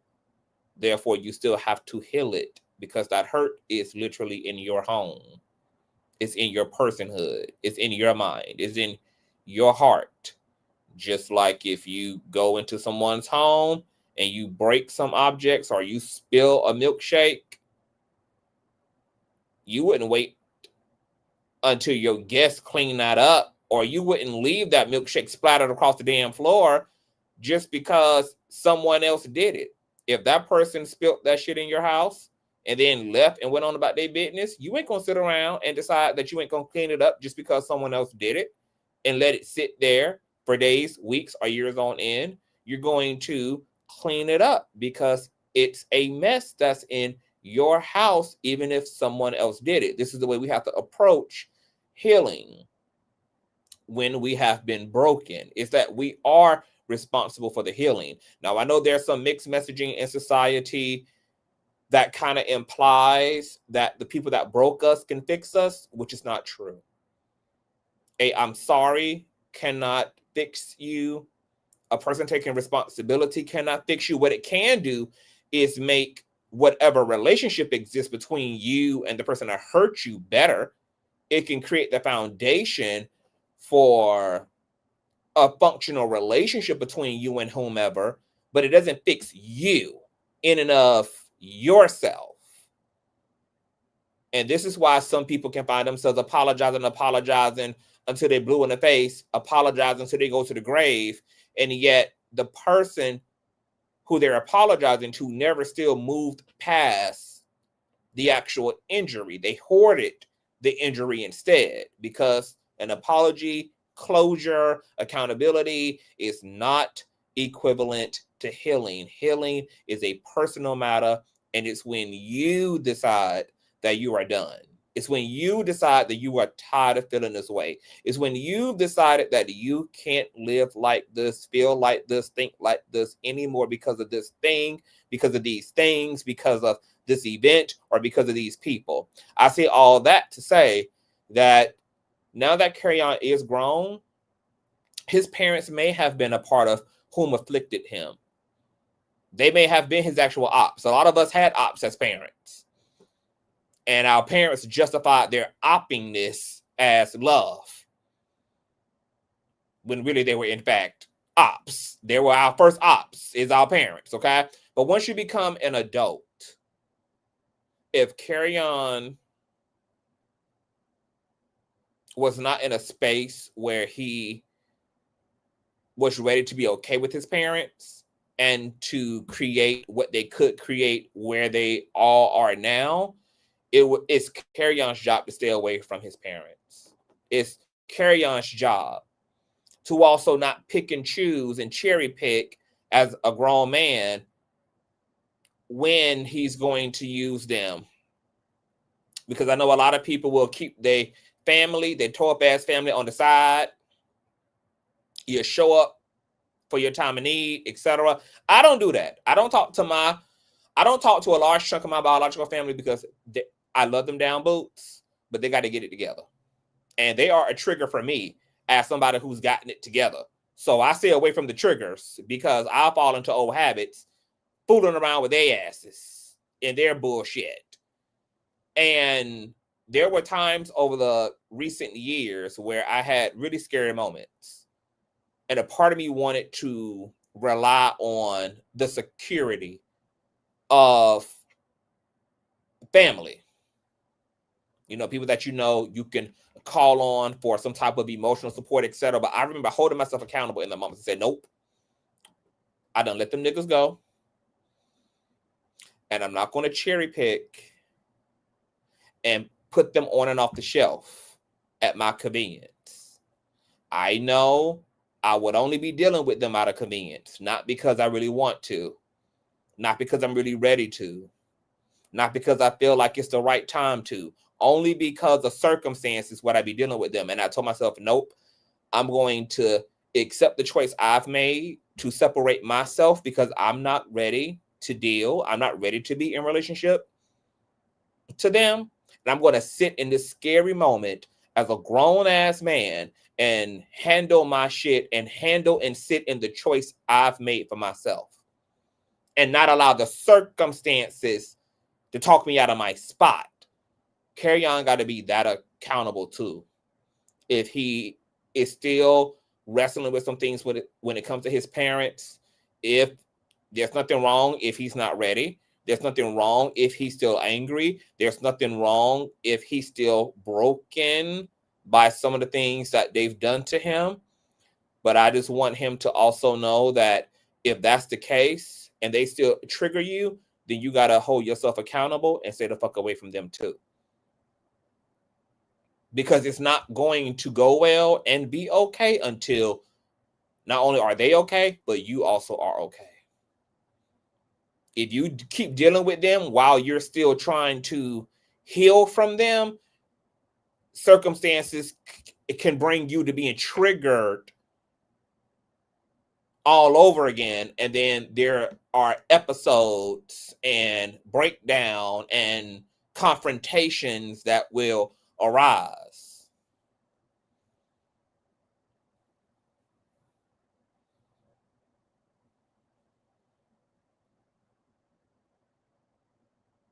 So it's a science to all this shit. It's a science to being broken. It's a science to being healed as well. We're going to listen to a little bit more of the mama. And I got a call from Kirk. And so I went to take the call because, you know, most of the time, if it's, you know, he's calling me that early because he knows I'm not a morning person. Okay, so I'm going to answer this question super quick. You mentioned caring for your grandfather. How did you manage that with family that may have associated with him that you didn't associate with? So at that time, I was still fully associated with all of my family. It was actually caring for my grandfather that led to me separating myself from my biological family, because they made caring for my grandfather so much more worse than what it had to be, because, you know, there was all this family drama happening that was unrelated to me. But because I was so involved in the family via taking care of my grandfather, I was like accessible for people to emotionally dump on. I was accessible to all of the chaos that under normal circumstances I wouldn't have ever even been intimately privy to. But because I was caring for my grandfather and the family was galvanizing around that circumstance, you know, trying to pitch in to care for him, coming over on the weekends, the weekdays, it brought me into a certain level of proxy to my family that was not good at all. I did not want that type of interaction on a consistent basis with my motherfucking people. So having to be in a circumstance that brought me into consistent intersecting with them, given all of the drama that comes with my family and all the drama they have amongst each other, it made caring for my grandfather for the 4 or 5 years that I did a living nightmare. Like, it was exhausting to just do my job due to just the way the family was, not even because of what came with caring for my grandfather, because I enjoyed caring for my grandfather. I enjoyed having an opportunity to pay it back, because my grandparents have been essential in my own foundation and nurturing, definitely have been superheroes. They're not perfect. They've been the villains as well, but they've also been the superheroes too. But I had told myself, especially once my grandfather's dementia started turning into Alzheimer's, because the meds that he was on only could slow down the dementia, but it couldn't reverse it. So I had told myself, because of how bad it had gotten, I mean, I had gotten so stressed out that, because I'm empathic and I absorb emotions and energy, and I'm very energetically sensitive, I had internalized the dysfunction going on in my family to such a way that my appendix ended up rupturing. That's how internalized I can internalize energy, to it can have a dramatic physiological effect on my literal biological self. My grandmother is also a unconscious empath, and that's why she all toe up in her old age. I mean, she done lived to be as old as Methuselah, but her body is very broken down because she didn't know how to regulate, and she didn't know how to self-preserve as an empathic person, and her body and her health has paid for it. So the reason why I live my life so clean now, I've cut out all the narcs, all the users, all the unconscious folk, all the stimuli that provides negative stimuli, baby. Gone. I can't do it, because see, I know that shit will fuck me up. I know I'll end up with one good eye, wheelchair bound girl with no edges, crazy out of my mind, because my empathicness is going to amplify my sensitivity to all of those diseases that can come by way of stress, even for normal people.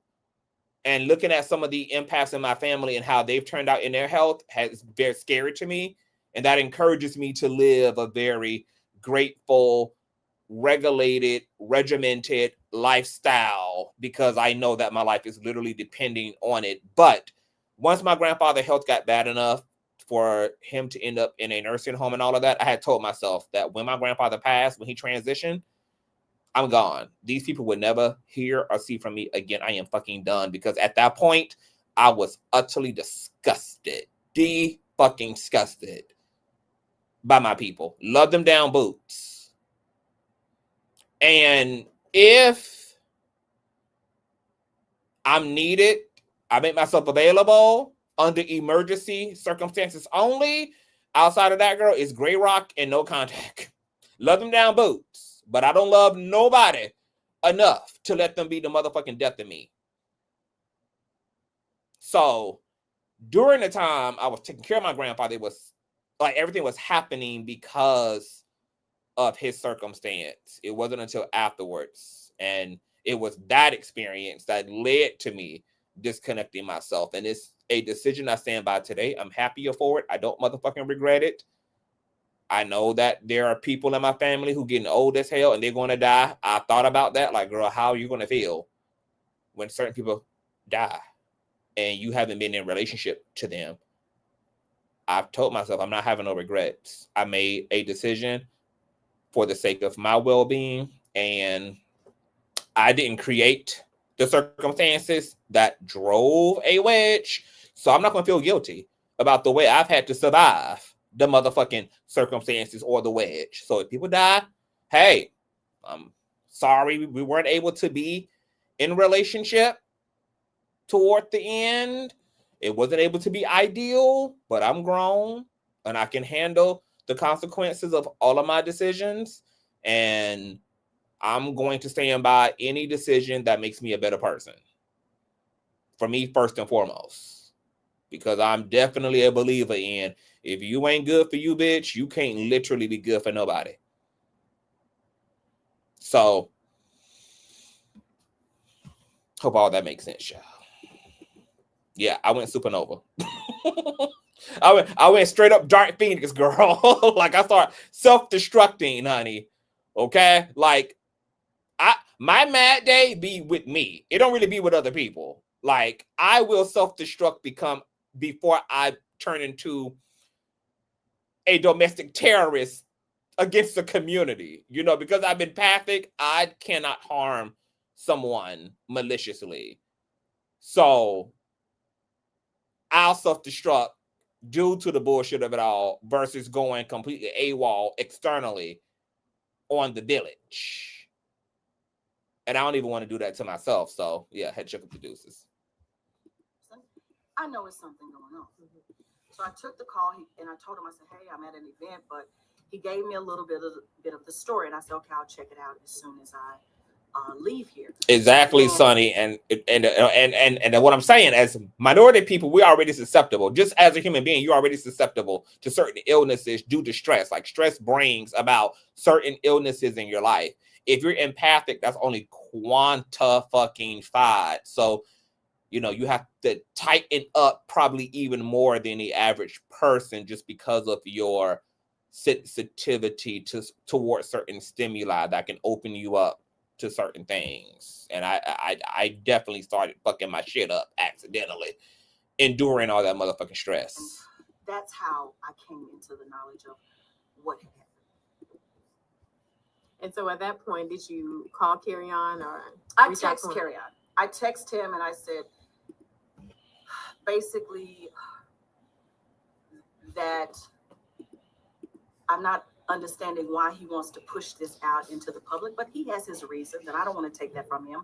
But I cannot act as if just because Kirk said a few words that were not appropriate. But I've said some words sometimes that's not appropriate, and Kerrion has said some words that have not been appropriate, but we still are trying to work through it. Okay, so that's just a little bit of that girl. She just goes on to do whatever the hell she been doing for the last 52 minutes. So right now, he's not coming back as being an inmate anywhere, and there have been no official reports reported on Kerrion's death. Neither has his family acknowledged a death or that he's even missing, but he very well may be. Nobody, he's not answering the phone from anyone. There are cousins and relatives and friends who are reaching out to him. His Facebook was active, but it hasn't been active since, Let me see here. Hasn't been active since 2 days ago.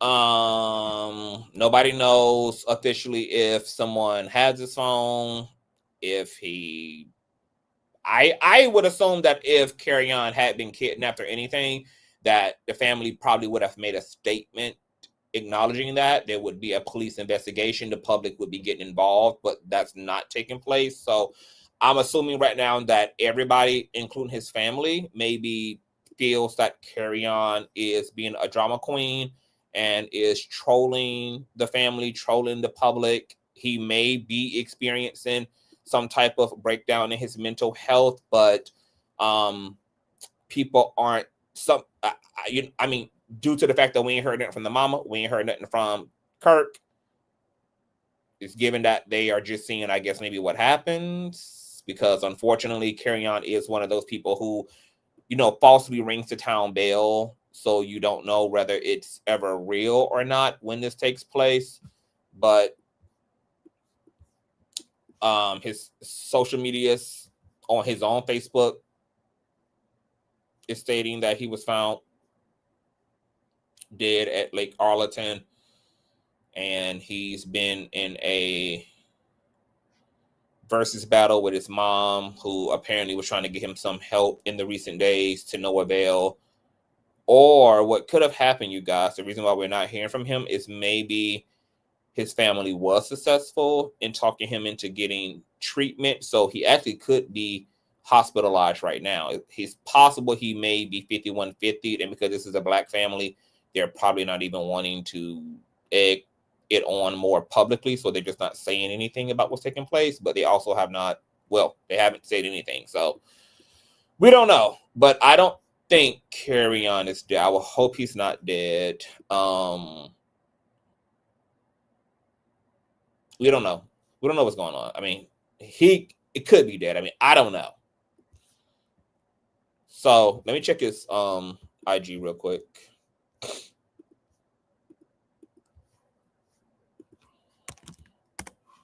And if you guys find any information whatsoever, send it to me. Email me at consciouztv@gmail.com or DM me on Consciouztv on Instagram.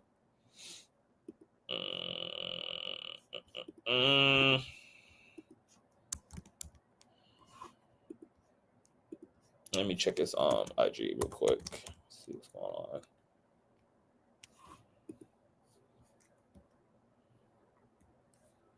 Yep, his last upload were these ChatGPT screenshots, which was also same time. So he's not been active on social media. Hopefully he is in treatment and is getting the help he needs, and hopefully he's not dead. But I will keep you guys updated for sure. Well, let me show you guys his IG. Actually, before we get out here, let's look at it together and get Miss Bigwig off my screen. With all due respect. So this is what he got up. Here are the screenshots. The ones I showed you guys from Facebook. Some of the posts from Facebook he also made to his IG. And this is the post that was captioned, "We said call this number or the Poe people. Kerrion can't ever answer this phone again." So this is what also led people to believe that maybe he was being hacked, or somebody found his stuff, that maybe he's somewhere hurt. Somebody's on his social medias doing the most. I don't know what this piece of mail is to. This is the Allison number. What is this? The Arlington. Oh, this is the Arlington Police Department. So remember, he was communicating with ChatGPT. And this is the information, I guess. The police incident report number and all of that.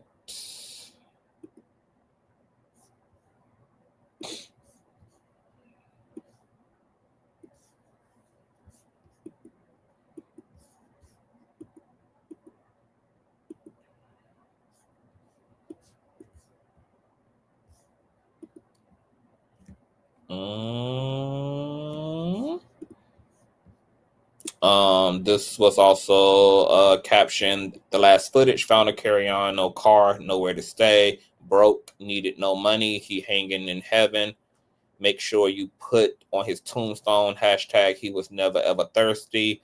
This my fave song. All his friends know that, especially his ex. And here is a mobile home in front of a hotel.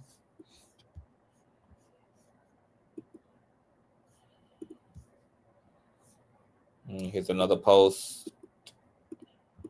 He posted these to his Facebook as well. And this is captioned, they said Kerrion was found broke.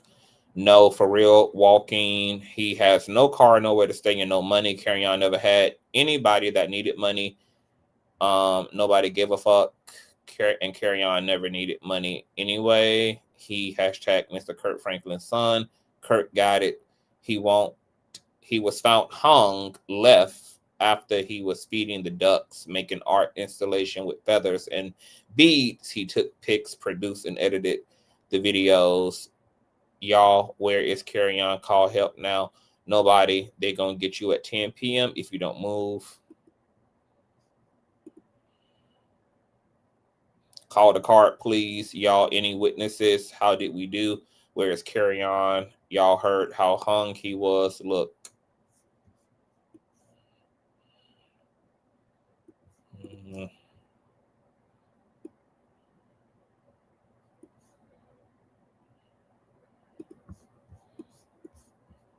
It's a lot going on.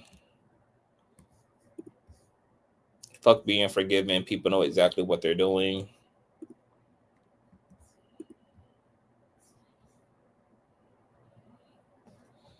Hashtag behold a pale white horse.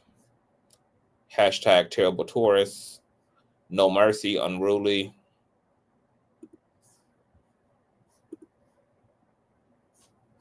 Another post.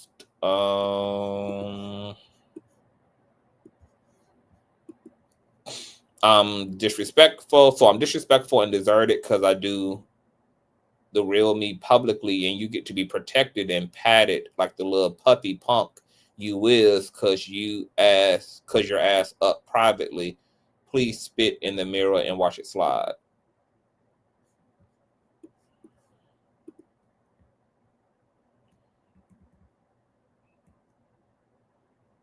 Yeah. So we'll see. I'm assuming the family will speak out if there is anything that if anything dramatic is happening, such as him being deceased, etc. But I'll keep you guys posted. I will be keeping my good non-cock eye on any developments in this. So we will come back if he begins to post again, if he clears any of this up. I'll let you guys know. If you guys find out anything, once again, email me. All my information is in the description box below. I'm going to get my ass out of here. If you guys enjoyed yourself, you guys already know what to do, honey. Thumbs up, share, all that good jazz. You can donate to the platform at $Consciouztv on Cash App and or PayPal.me/Consciouztv. And I will see you all later. Peace.